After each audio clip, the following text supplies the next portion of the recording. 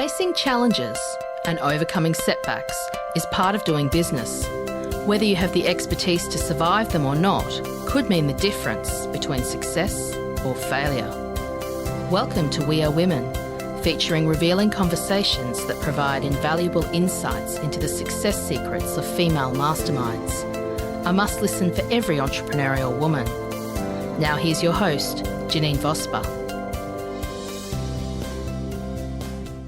Welcome to this episode of the We Are Women podcast. I am Janeen Vosper, your host, and today I have got Emma Ferris with me. So Emma's based in New Zealand, and for those that are Aussie or New Zealanders listening, we know that we'll say that it's across the ditch. It's a very big ditch. I think it actually used to be able to be walked across at some stage, Emma, when the seas were much less than what they were. Exactly, Gondwana land when it was combined. Yes, yeah, it all broke away, and Australia and New Zealand broke away, India broke away, South America broke away.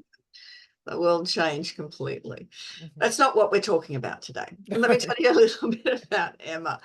After a life-changing betrayal, Emma Ferris discovered that survival is both an art and a biology.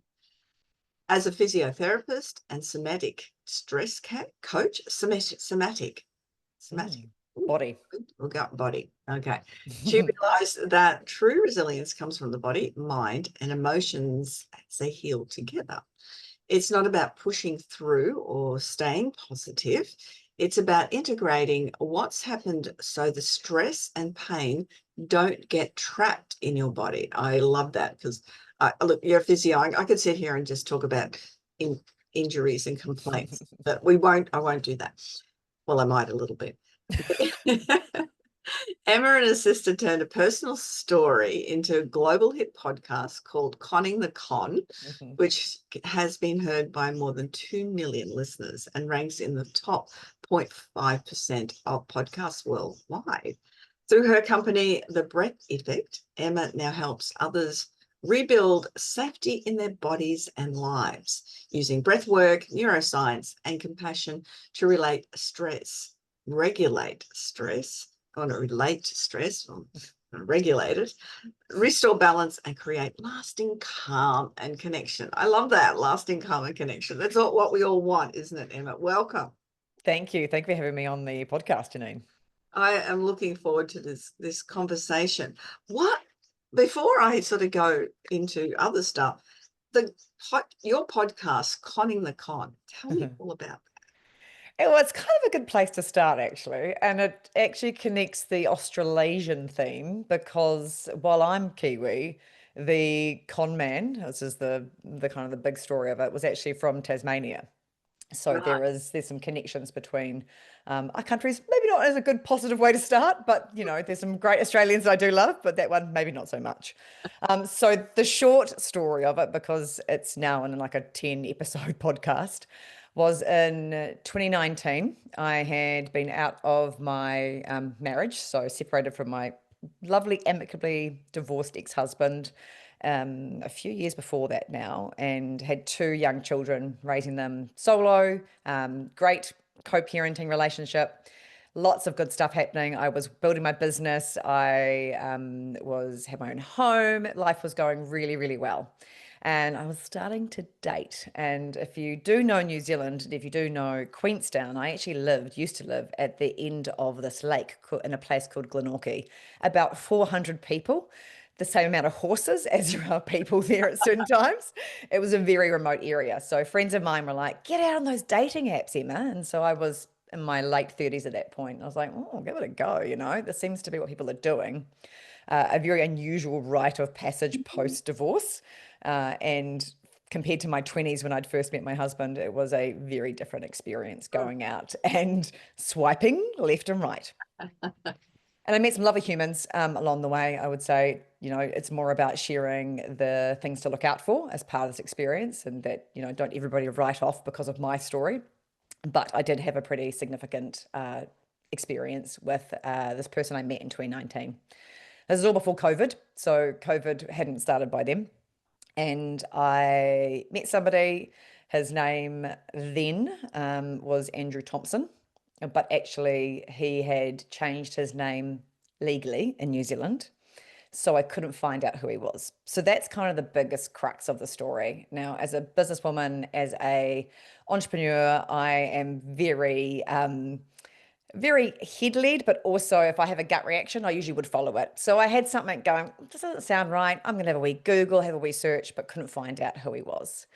And over those next sort of 6 months, he worked his way into my life. And now that I understand sometimes some of these both red flags and amber flags along the way around trust building, gaslighting, around building this trust in a way that is beyond what is normal, because we should be able to be wooed, we should be able to be have connections and stories. Unfortunately, he preyed in a very extreme level for that. So once I'd worked with him, we got to know him for that time, he'd met my family, he met my children over those few months, and that was a big deal for me because not many people had. His mother came from Australia to stay, and there was so many things that we're just getting to know and evolve. And I had before I had been dating at that point, had investments in properties in the past. And Andrew, the con man, painted himself as this fabulous entrepreneur. So again, my connection of like, great, same mindset as me, building business, building life. He had set up companies in his new name, which was actually illegal for what he'd done. He had also done so many things that were actually inappropriate at that time. But the big ones were for me was setting up a business that then was to be an investment company. So he painted this picture for me to help me get ahead, single mum, starting out. Hey, babe, I can help you. I can get you to invest some money and support you along the way. I know how hard you work, which I did. I was hustle, hustle, hustle, good stress, working hard, sharing my work. And I ended up going, well, I'm not going to just sign a piece of paper for no reason. I want lawyers involved. If we're going to look at this, he'd been showing me all these like little proofs of what it was. And so I ended up deciding to do an investment with him. And as they do with con men, I figured out that they will do the smaller amount and then they will end up paying back. So basically you're paying back my own money and the whole process of it. I had my lawyers all involved. They'd signed agreements, there was documents, and it ended up being a real chance moment along this process around 6 months into it that I found out who he was. And it was the day after I'd made my second investment with him, which was a huge amount for me. It was 300,000 or 250,000 New Zealand dollars. So it was massive, but it was again this special relationship that we were in, this connection, this, trust building that had built along the way to get to that point. And to me, it wasn't just around the relationship, it was investment. It was, yep, I've done the research, I've secured senior businesses, what you're doing, but it actually was all smoke and mirrors. And the day after I'd made that investment, good friends of mine who had gone, something doesn't feel right here. We just don't know what it is. They had dug deeper than I had. And I thought I could find research. They had gone onto his business registrations in New Zealand and looked into the paperwork to find where the name was, which was his real birth name from Australia. That was then put into Google, and his criminal record for being arrested in New Zealand came up for other attempts of fraudery. And it was that moment in my life that my world completely fell apart. I can't imagine what you would have felt then. It would have just, level of betrayal, but from him. But I'm thinking even on your own behalf, Emma, taking in shame on yourself as well, because shame's a really big one. Actually, it's the reason why I share the story, because if you stay in shame, it actually is very toxic, and it can actually be something that will keep you in a space of not moving through. Because as I learned through those few months, after particularly that happened, and even going through the court process, which is a whole part of the whole story that we don't need to go into today, but was that I was actually a victim in this process, that I was targeted. And if I didn't speak out, then I'd be like many women that don't find a voice in this. And I would be staying stuck as a victim. And I was like, from that day that I found out who he was, I remember putting in many of the tools that I use, obviously a lot of breath work from my breathing background and somatics and physio, but one of the crucial ones was around stress mindset. And it was something from a researcher that I'd read years ago, a lady called Alia Crum, and an amazing, I guess, leading thought teacher around the stress analogies and how stress can be good for you, a lady called Dr. Kelly McGonigal. And I knew that if I could see this, seems crazy, as good stress somehow, I would get through it and that I would learn to fight.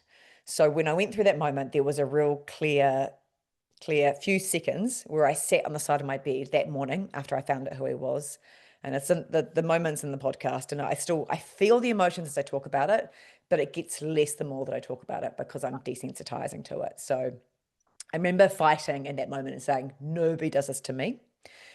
Have my eyes closed. Nobody does this to me, to my family, to my, I'm going to get out of this. I don't know what it looks like. I'm going to fight. And I'm going to be in the best place when I come out of it. And that may be years away, but I'm not going to let this be the breaking of me. I will make this the making of me.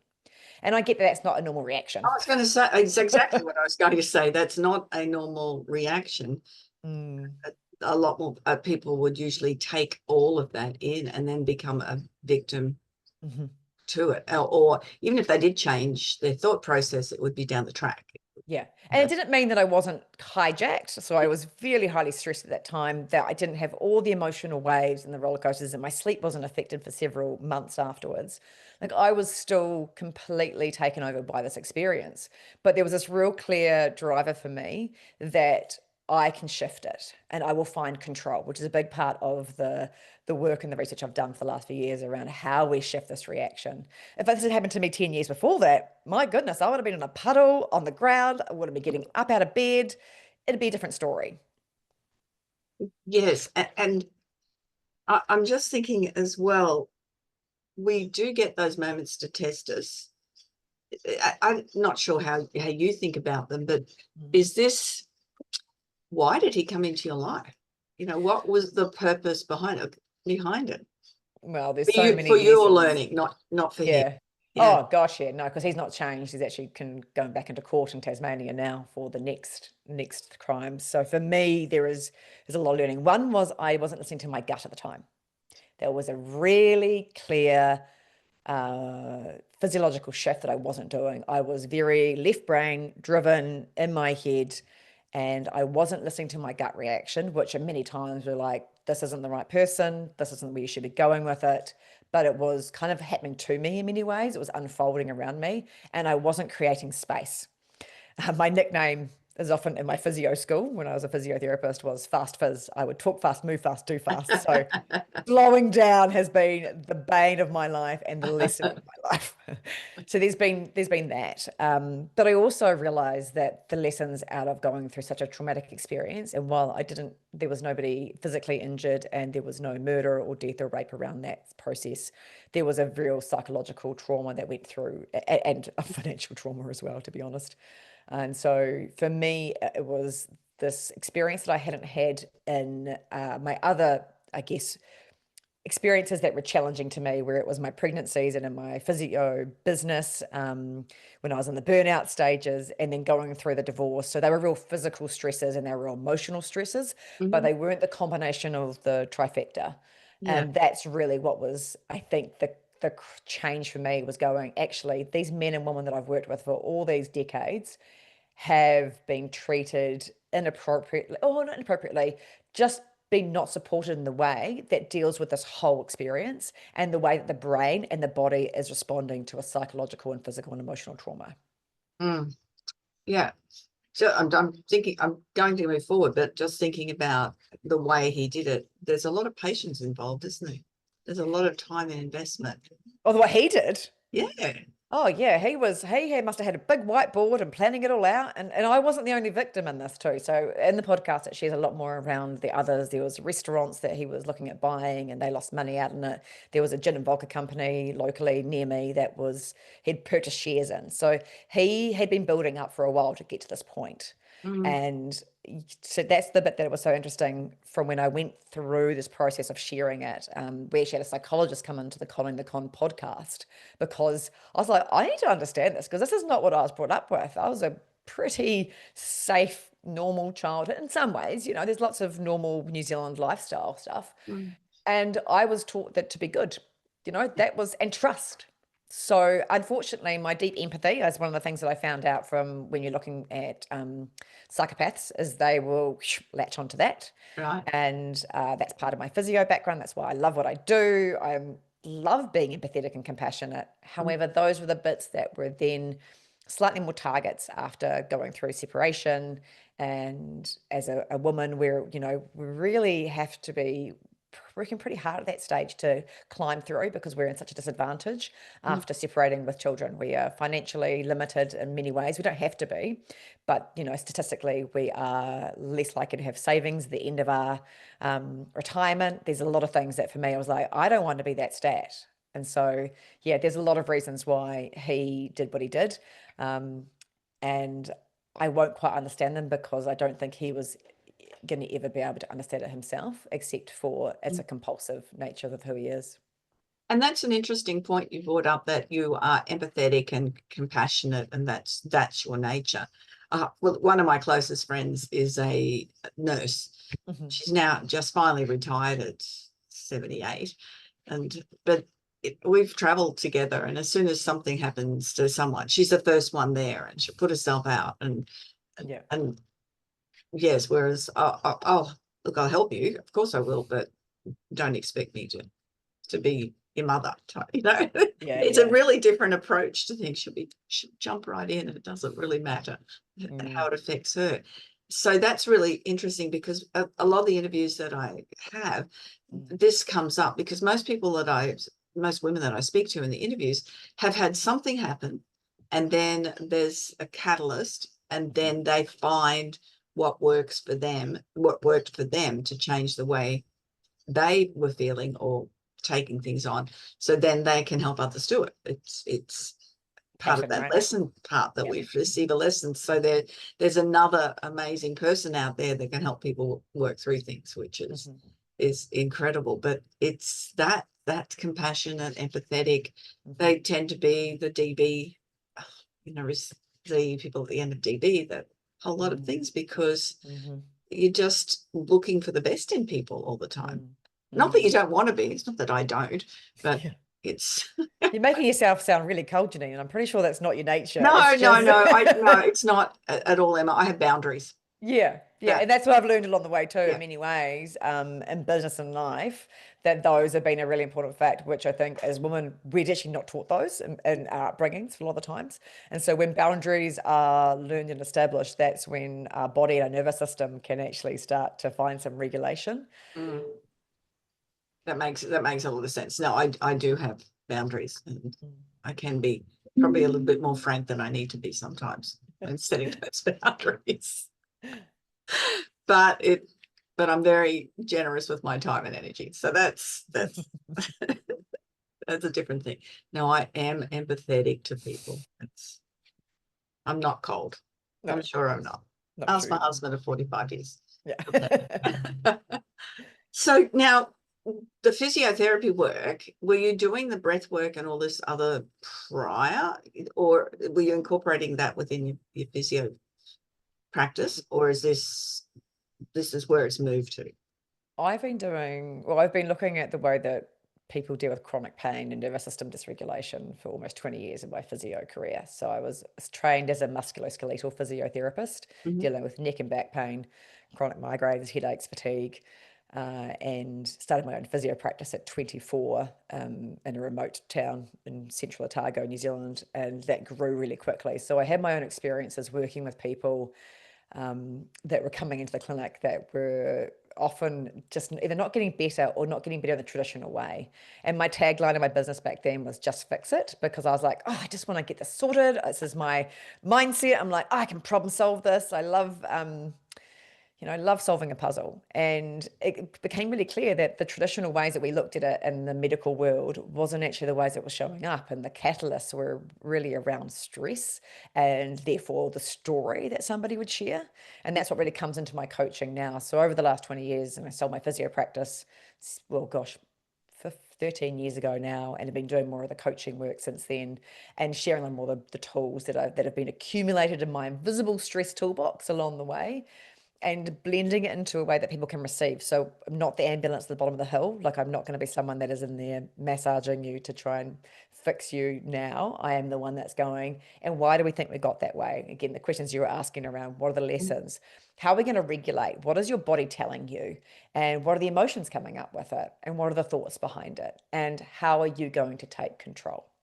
And so for me, it's been around blending not just my physio tools, so that hat and lens has been really important, because it's a bit of a superpower. I can read bodies, not see through clothes, but read body types. So I'm looking at where they're gripping and holding, where the jaw is, where the shoulders are, where the gripping in the chest.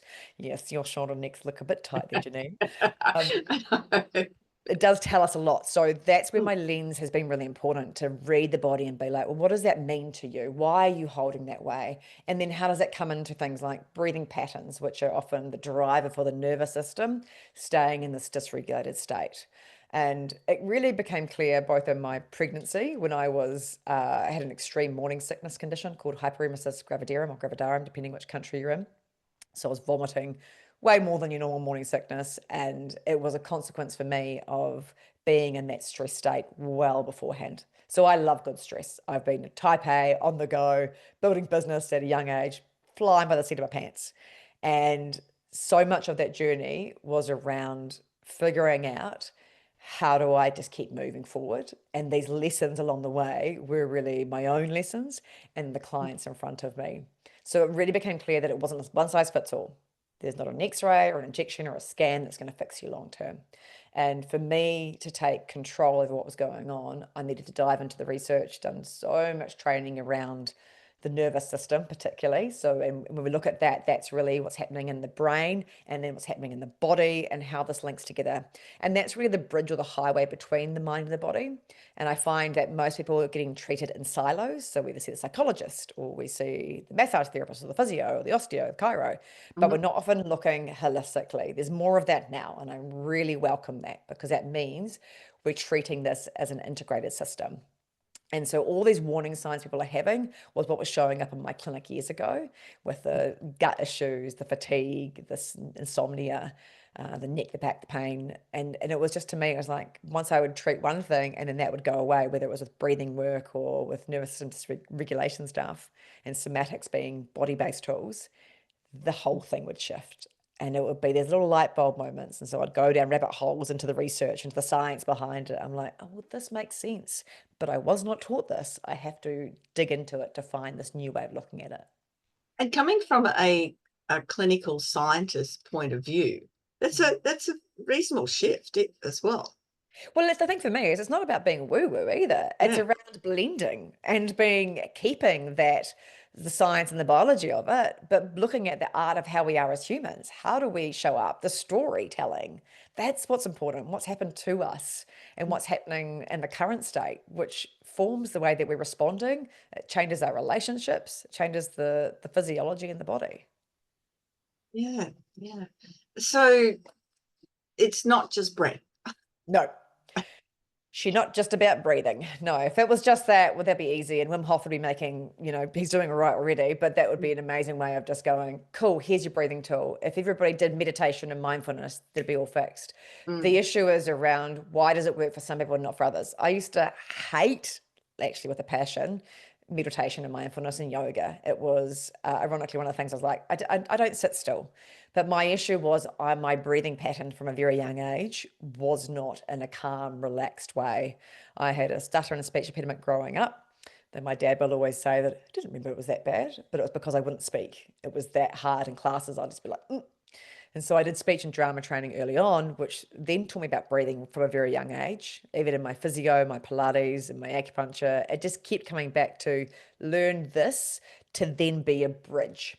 So the physiology and body-based approach first, then allows you to do the deeper work, is what I found, and keeps you out of the state of hijacking so you can learn to listen in and release the emotional and the psychological pieces and the trauma aspects that have been stuck in the body. So paying attention to yourself and then really asking the subconscious, hey, what's going on here? And I think that's a big part of us, that we're so busy on autopilot that we're not stopping, we're Mm, not listening, we're not actually reflecting. We're too busy, particularly as women, if we're mothers, if we're in business and entrepreneurs, then you're just often pushed into that masculine mode of just doing, doing, doing. mm, And we're human beings, so we've actually got to like listen and slow down. And there's multiple ways of doing that. So breathing is like a little wee doorway into it, mhm, but there are other ways around it, which can be around body-based somatics to feel into where you are in the first place. Noticing how you can drop it down if you've been more in that flight, fight, or freeze state, so that you can listen in, because that, you know, you're not going to get into your gut. You're going to stay stuck in your head. You're not going to listen to your heart and your emotions when you're in that overdrive mode. mm. That makes a whole lot of sense. But it's finding that, especially when you are in the sense of you've got chronic pain, Hmm. that's hard to be able to deal with that. I know some friends of one friend in particular had severe chronic pain for ages and then decided not to be here. So it's really it, It's it's huge. it's a because you can't think of other things when you're in that sort of pain. Yeah. And Takes it's not just a physical pain there, right? So that's over. when we need to deal with the emotional body and the psychological body, which is often neglected when somebody is in that space of suffering. And the questions to someone that obviously have been through that is so important. It's the, how are you right now? And what happened to you? Because there's a story that would have led them into that space in the first place. Mm, And then the compassion to help someone navigate it is huge. So there's a lot of disservice in our medical world around how we support people. There's some really good stuff, don't get me wrong, and doctors are needed for so many great factors. And then there's some bits where people are just not supported and nurtured and navigated to help go through that. And then we also get stuck in this old mentality. It's actually very quite an American model as well, around it has to be this that's broken. So I've got this disc, this nerve, this joint that's broken, versus going, actually, how is my physiology connected to this, and how are my emotions, which sounds really woo-woo, but mm, we know that the emotions have a reflection in the body, and that they're supposed to only last 90 seconds, emotions.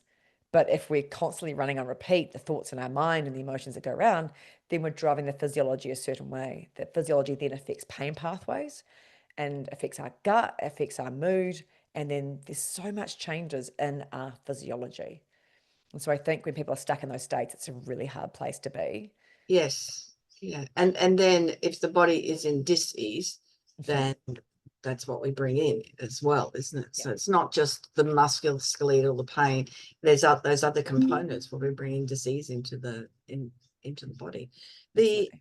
I've never heard that before, that 90 seconds of an emotion. So we are only in an emotion for 90 seconds. If you just let it sit and then pass, but it's when it goes and on repeat, like the old stereos, the records moving Yeah. around. It's like Yeah. playing again and again and again. So this is the problem that I see with so many of my clients, is that they're also not aware of the emotional state and how that's coming up.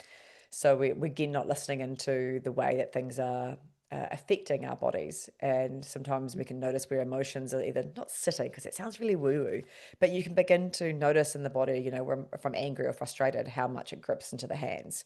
Or if I am anxious, it's very much the breathing pattern that we see with this inhale and hold and gripping on the neck and the shoulders. And Mm. so as you become aware of the emotions, you can go, okay, well, I can shift that. How do I want to be? And a big part for me is shifting into a space of joy breathing.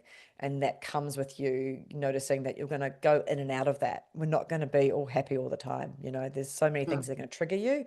It's around holding the mirror up for somebody so they can shift the system themselves in the future. So there isn't that automatic response that if I'm in this situation, I'll get angry. If I'm in this situation, I'll be sad. Yeah, Yeah. exactly. Or I'm going to stay stuck in that loop Yeah. because it's normal to have emotions around situations. Mm. And the part that's important is we don't suppress and repress it. It doesn't mean we get angry at the outside world. We find healthy releases for our emotions. And I don't think in our society we're showing that very well. I was definitely not in my upbringing. It was be seen, not heard. And so there's a lot, particularly as women and girls in my family, which was really around the space of like, oh, I can't say, oh, I can't feel and express myself in the right ways. So we then behave in different ways because of it. So those emotions, suppression, repression, then affect our behavior after that.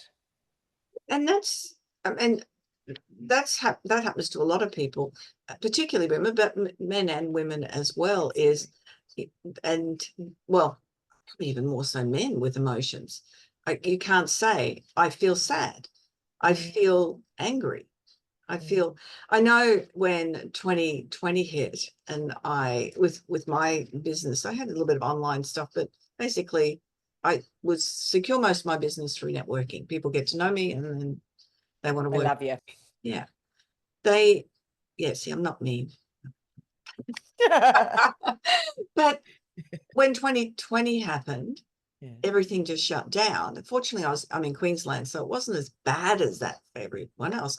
But all of the things that I had taken time to build in an instant, and that happened, people, restaurants and anything to do where they're socializing. But it was this instant, and my husband just could not understand the emotions that went with it. And that was the thing. I was just sad about it because and Grief. but eventually, because I got annoyed that he couldn't understand, and I did verbalize that I just feel, and it was betrayed a bit, but it was just sadness that Misunderstood it was as well. loss. Yeah. And he couldn't understand, but that's okay. You'll build it up. It couldn't understand the depth of the emotion. And I think that's, for me to even say that was a very big deal. So I we think don't often get that. We don't often verbalize how we're feeling. I think that's a really key point, though, is that as other humans, so this is a part of the biology of this and evolutionary biology, is other humans make us feel safe or not feel safe. And so one of those ways they can do that is body language with our voice, and then our ability to listen. Okay, this is why there's so much conflict in many workplaces, because we don't realize how much this is affecting our relationships, our the way that we speak to each other, because we're not actually stopping and listening and just either hearing the emotion and honoring the emotion.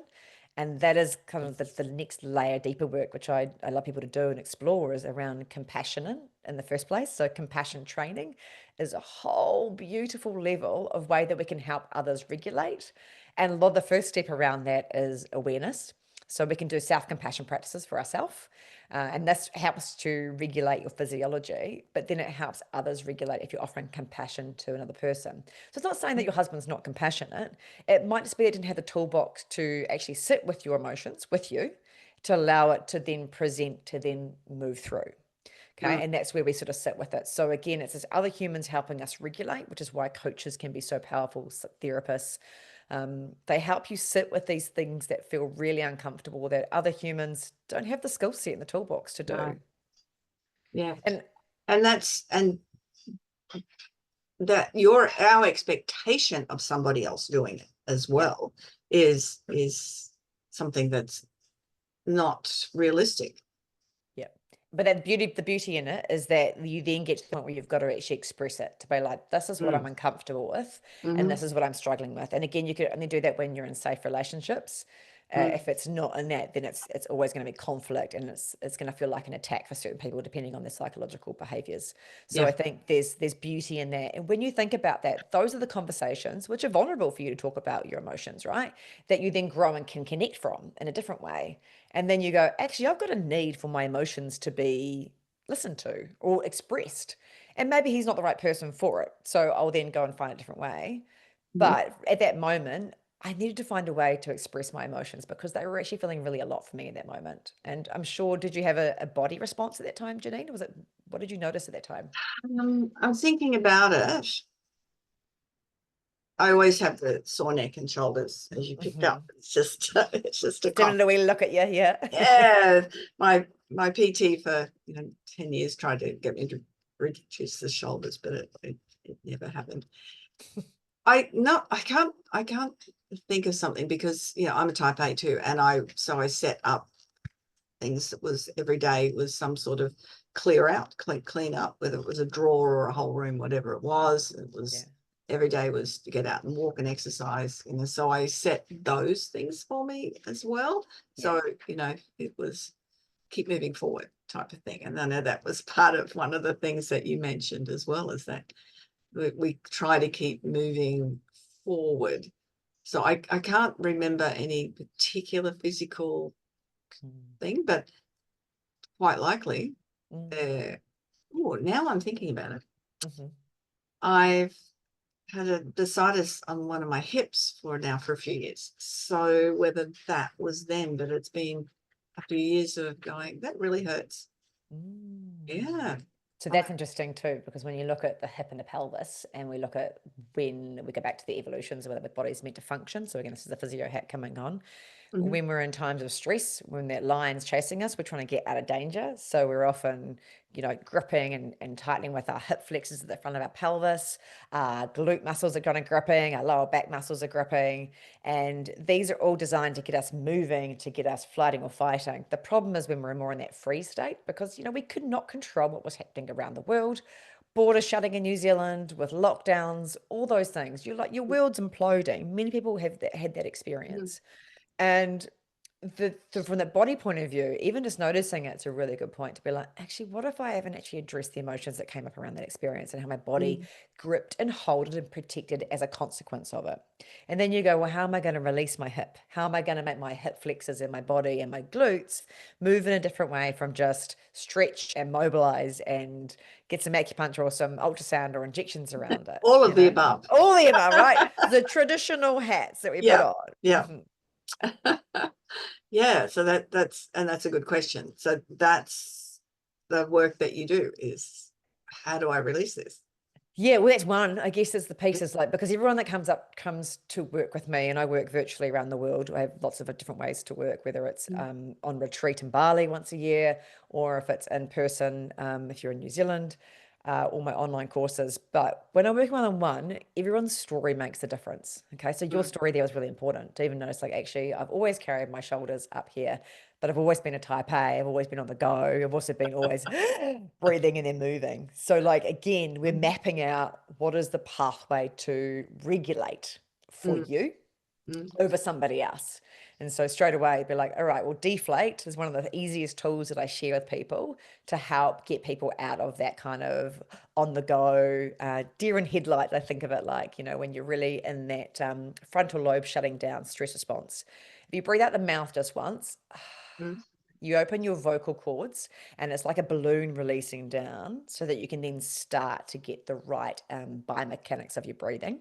It won't mean that you're going to go back to beautiful, calm breathing straight away, because you may have some short, tight muscles that you've also got to address that keeps you in that breathing pattern, that keeps you dysregulated. But it starts to be a bit of a compass to be like, okay, I can feel myself not feeling good. First moment of awareness. How am I going to shift it? I'm going to deflate. Then I'm going to reset my breath, and then I'm going to notice. I'm going to get curious. I'm going to get compassionate to myself to understand what is happening to me in my body. And thank you. And I'll just do some breathing with that and have a sit with it as well. The compassionate to the self. We're talking about compassion, but it's primarily to ourselves, because if we're compassionate to ourselves, it's a good learning. We know how to do it to others then.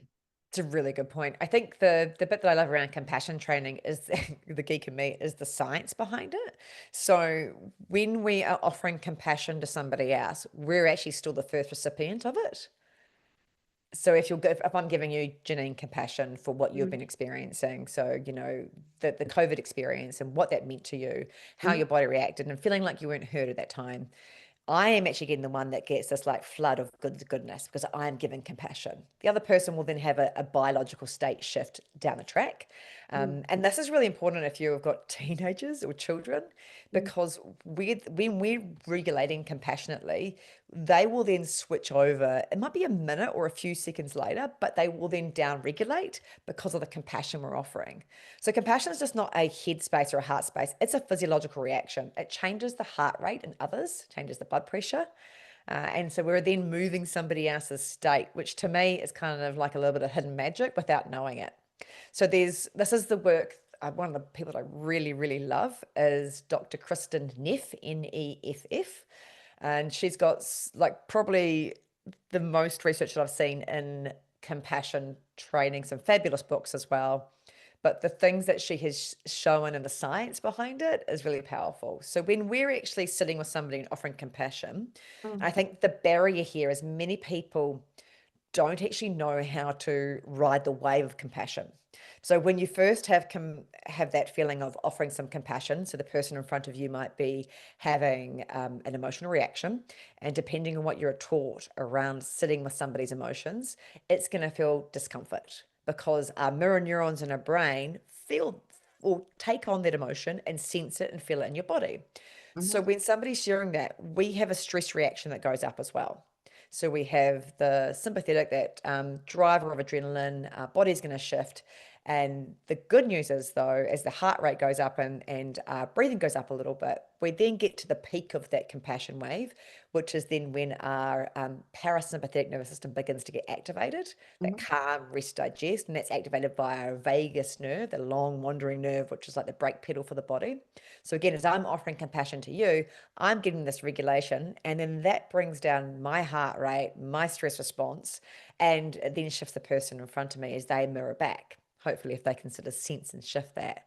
So there's quite a lot of changes in that from a physiology. And then the chemicals that get released, this is the beauty of it, is when you get to the other side of that compassion wave, we then release oxytocin and dopamine.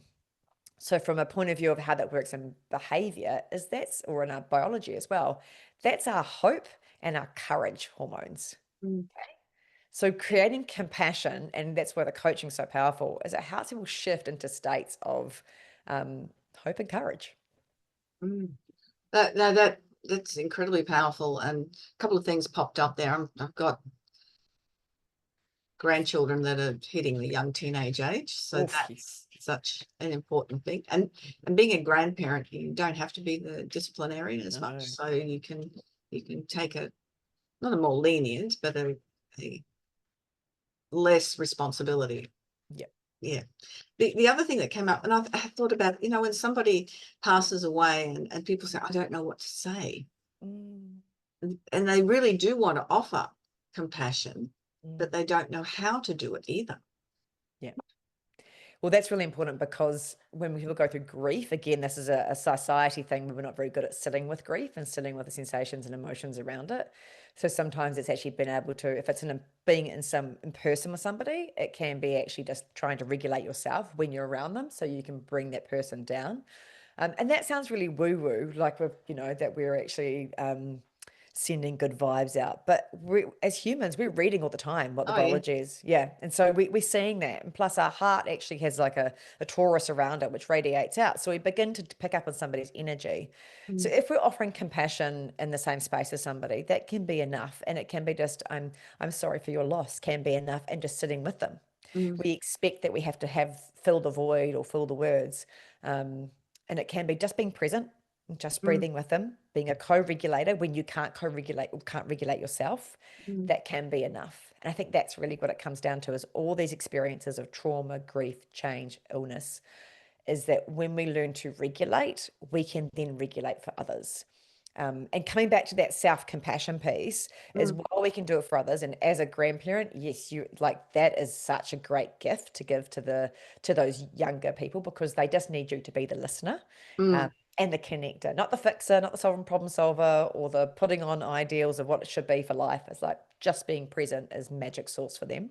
Mhm. But when it comes to self-compassion, it's a beautiful way of changing that stress reaction as well. And Kristen Neff has got a 3-point model that I think I weave into so much of my retreats and my coaching, which helps people see that shift. And that first one really is around awareness or mindfulness. So what emotion do I feel? Yeah. Pretty simple. And so even if we went back through what you were feeling with COVID, that emotion that you said was, I feel sadness. Mm, Like, okay, I feel sadness and I feel loss.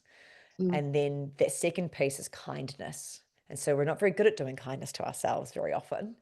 But if we did that in that moment, it would be very simple. The simple phrase that I use is, no wonder I feel this way. No wonder I feel this way in this moment.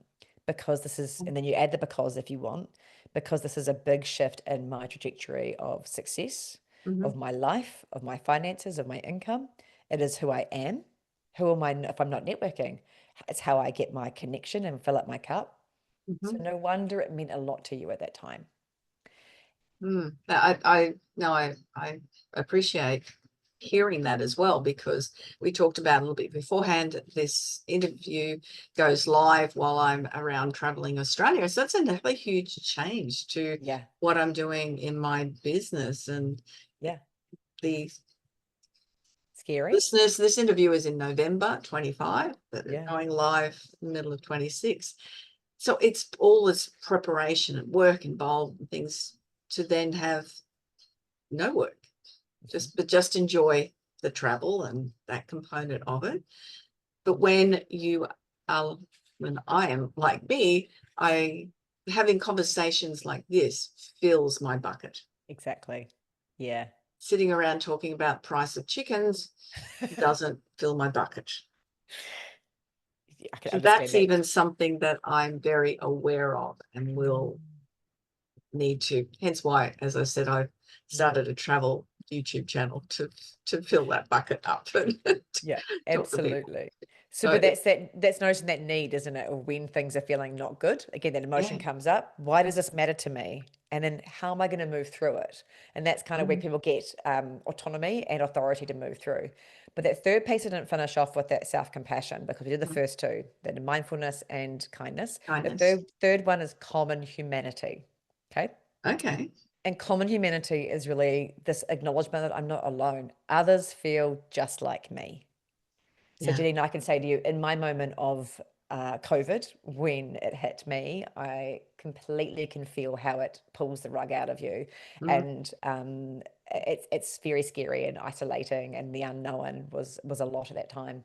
So there are many people around the world that felt just like you in that moment, and what it does is it just allows you to actually honor that emotion mhm, again to say that actually, yeah, that's really important to feel like that. That was a valid thing to be feeling. mm. No, that's Very I easy absolutely steps. love that.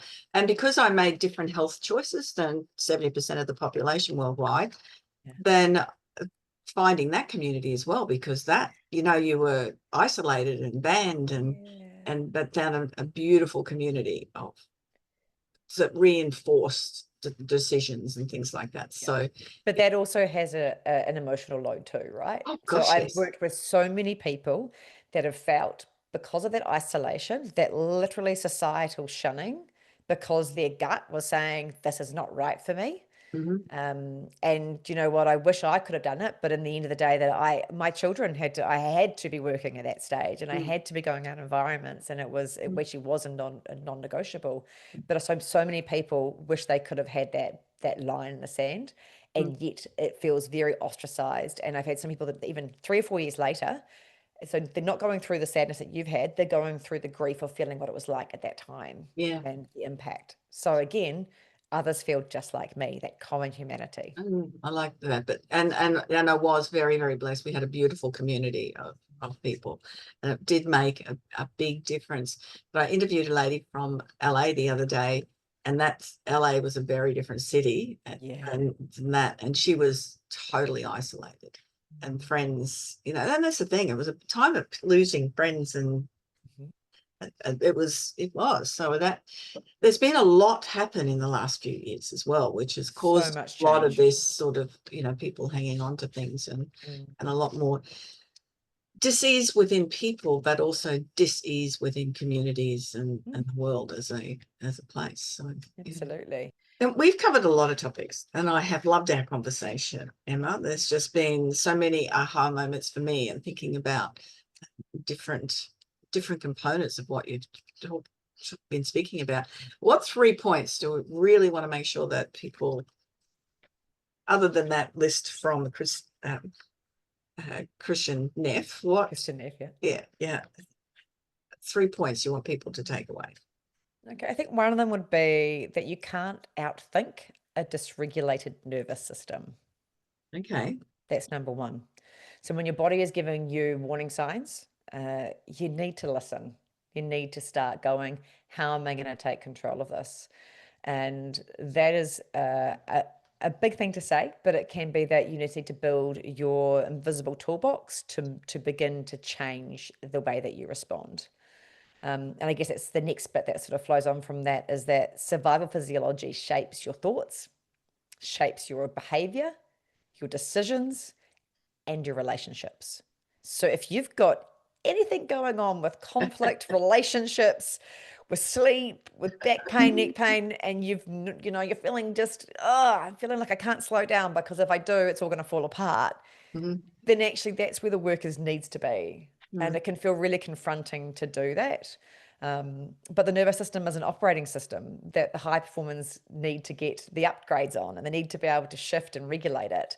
And the biggest piece around this, I think, is finding the tools and the people that can resource you, but being curious and compassionate so you can create connection. That's probably what comes out of it. There's a lot of C's that come out of it. And that's a lot of the work from an amazing human, Dr. Richard Schwartz from I think, America, not Canada. He's definitely American. And his work is the internal family systems. And have you heard of him before? No, I haven't. Fabulous. Great book to be listening to when you are traveling around a beautiful Australian So desert. it was the internal family systems, but his book is called No Bad Parts, or one of his books, No Bad Parts. And this is where, again, we link in with the way that our thoughts, our conditioning, these parts of us, and the neuroscience behind the way that our brain is working to govern the way that we think and the way that we feel and the way that we experience. So it kind of integrates the somatic, which just means body, those body elements into a way that we can take control. Yeah. There's so much on this topic. It's just absolutely mind-blowing. How can people get in touch with you, Emma? So many ways.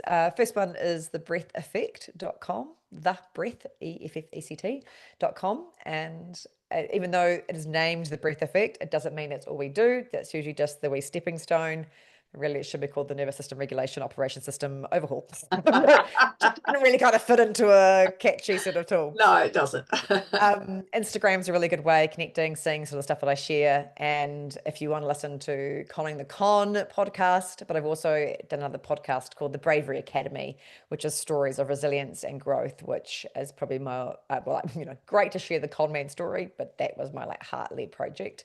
And there's some amazing humans on there that are sharing the science of stress and courage, as well as their experiences and then how they navigated through in a different way. That's awesome. No, that's great. And all your details will be in the show notes as well. So thank you so much for sharing your knowledge, expertise, and giving myself and the audience opportunity to really start thinking about how we might just do things differently. But just even that word compassionate is just incredibly powerful. Thank you. You're welcome. Thank you for having me on. And that's another episode of the We Are Women podcast. Thank you so much for joining me. I am Janeen Vosper, your host. Remember to go to janeenvosper.com and book a strategy call. And as I say at the end of every podcast, if I am not the right person to help you, I have got the most amazing connections all around the world of people that I can recommend. Have a fabulous day, week, month, wherever you are in the world. And we look forward to you joining next time on the We Are Women podcast. Bye-bye for now. So, do you feel stuck in a rut in business? Visit speechperfect.com.au and download Janeen's free ebook to avoid the 5 most common stumbling blocks women face in business. It's jam-packed full of tips to overcome the barriers that could be holding you back from the success that you dream your business will be. We would love you to leave a review of today's episode and share this podcast with other women in need of entrepreneurial inspiration. Subscribe to the next episode now and join the We Are Women community.